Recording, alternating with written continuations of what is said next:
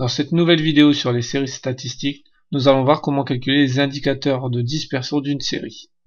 Le premier indicateur que nous allons voir, c'est l'étendue. L'étendue d'une série statistique est la différence entre les valeurs extrêmes de cette série. Donc l'étendue se résume tout simplement à un calcul, c'est-à-dire qu'on va prendre la valeur maximale de notre série, à laquelle on va soustraire la valeur minimale. Si nous reprenons le même exemple que dans les vidéos précédentes, nous étudions toujours les notes d'un groupe d'élèves qui a suivi une évaluation en mathématiques. Donc première étape, on range toutes ces notes par ordre croissant. Ça nous permet de voir très rapidement la valeur minimale et la valeur maximale.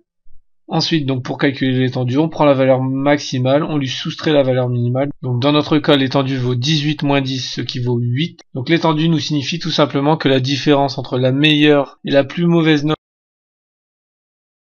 L'indicateur suivant que nous allons calculer est le premier quartile, Q1.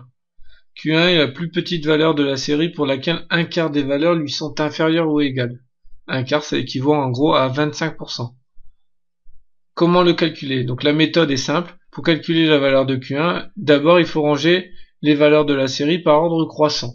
Ensuite on calcule R1, qui est égal à 0,25 fois n, avec n qui correspond au nombre de valeurs que l'on a dans notre série.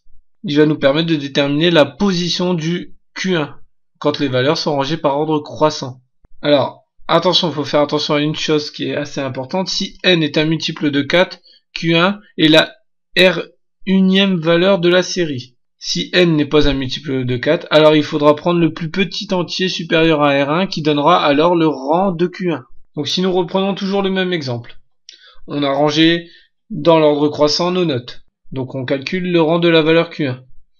R1 est égal à 0,25 fois 12. 12 correspond au nombre de valeurs que l'on a. Alors 12 dans ce cas-ci est un multiple de 4, donc on n'aura pas besoin d'arrondir au supérieur. On détermine que R1 est égal à 3.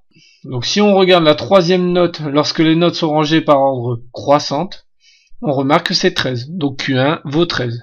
Donc qu'est-ce que signifie Q1? Q1 signifie que 25% des élèves de la classe ont une note qui est inférieure ou égale à 13.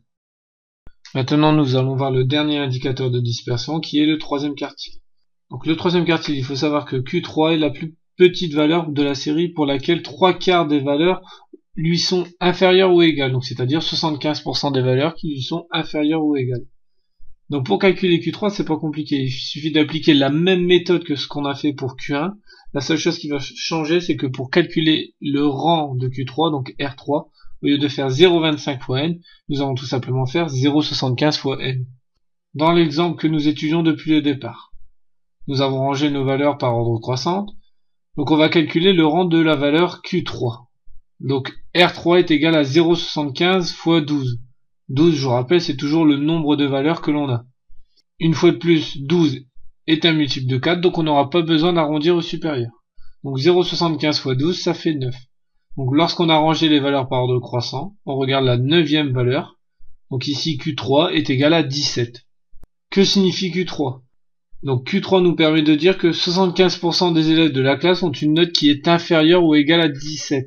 Ou 25% des élèves de la classe ont une note qui est supérieure ou égale à 17. En espérant que cette vidéo vous sera bien utile, merci de votre attention.